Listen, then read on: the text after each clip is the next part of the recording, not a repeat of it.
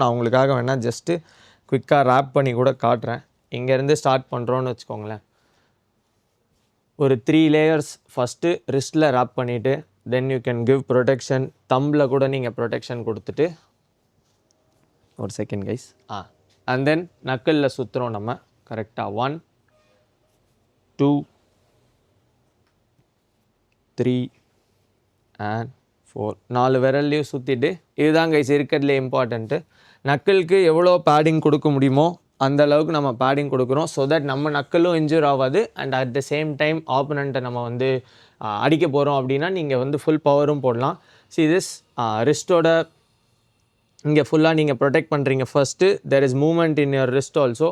முடிஞ்ச அளவுக்கு நீங்கள் வந்து டைட்டாக கட்டினீங்க அப்படின்னா நீங்கள் பஞ்ச் பண்ணும்போது ரிஸ்ட் ஸ்டெபிலிட்டியும் இருக்கும். அதே ரொம்ப டைட்டாக கட்டிட்டா உங்களுக்கு பிளட் ஃப்ளோவும் இருக்காது. ஸோ நீங்கள் அதுக்கு தகுந்த மாதிரி டைப் பண்ணிக்கணும். அண்ட் தென் கம்மிங் பேக் இங்கே நக்கலில் எவ்வளோ முடியுமோ அவ்வளோ நீங்கள் சுற்றிட்டே இருக்கலாம். இதில் ஒரு ப்ராப்ளமே கிடையாது. ஆல்ரெடி நான் வந்து ஒரு 4 or 5 ரவுண்ட்ஸ் போயிட்டேன். ஓகேவா? ஸோ ராப்ஸ் லைட்டாக டைட் ஆகணும் அப்படிங்கிறதுக்காக ஐ கோ பேக் ரிஸ்ட்டில் போயிட்டு திரும்ப இங்கே வர நக்கலில் இன்னும் ஒரு 2 ரவுண்ட். சி திக்காக நக்கலில் ஃபுல் பேடிங் ப்ரொடெக்ஷன் போட்டேன். ஸோ நீங்கள் க்ளவுஸ் போட்டு பண்ணும்போது பேக் அடிக்கிறீங்களோ இல்லை ஸ்பாரிங் பண்ணுறீங்கன்னா உங்களுக்கு இன்ஜுரியே ஆகாது. ஸோ என்ன கேட்டிங்கன்னா ஐ லைக் இந்த பெரிய ராப்ஸ் தான். பயங்கரமாக நீங்கள் வந்து சேஃப்டி இருக்கும் பேசிக்லி அடிக்கும் போது. அண்ட் உங்களுக்கு வந்து ஒரு நல்ல கம்ஃபர்டபுளான ஃபீலும் இருக்கும்.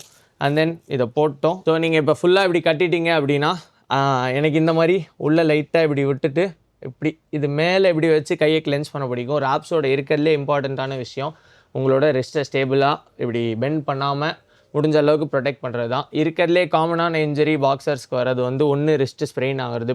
பேக் அடிக்கும் போது ஒழுங்காக கிளென்ஸ் பண்ணல இல்லை இது பண்ணல அப்படின்னா கை இப்படி போயிட்டு அடிக்கும் போது இதுவாயிரும். ஸோ இந்த மாதிரி பெரிய ராப்ஸ் வாங்கினீங்க அப்படின்னா உங்களுக்கு வந்து பயங்கர கம்ஃபர்டபுளாக இருக்கும். நிறையா ப்ரொடெக்ஷனும் இருக்கும். Very simple guys.